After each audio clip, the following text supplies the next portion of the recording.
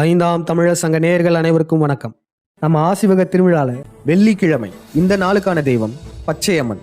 இந்த தெய்வம் மனித வாழ்வில் எந்த பருவத்தை குறிக்கும்னா 24 வயதுல இருந்து 36 வயது வரையும்.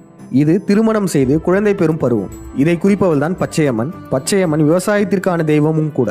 மீனாட்சி, திரௌபதி என்னும் வேறு பெயர்களும் பச்சையம்மனுக்கு உண்டு. பச்சையம்மனுக்கான படையல் என்னென்னு பாத்தீங்கன்னா, முளைப்பாரி வைக்கலாம், வள்ளிக்கிழங்கு, பச்சை கிளி, விவசாய நிலங்கள் போன்ற பொம்மைகள் கூட வைக்கலாம். பச்சை நிற ஆடையை வைத்தும் வழிபடலாம். பச்சையம்மனுக்கான வழிபாட்டு பாடலை இசைத்து பூச்சொரிந்து தீபாராதனை காட்டி பச்சையம்மனை வழிபட்டு கடைசியாக பச்சையம்மனுக்கான படையல் உணவை பகிர்ந்து உண்ணலாம்.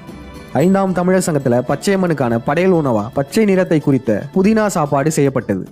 இப்ப நம்ம வழிபாட்டு பாடலை கேட்போம்.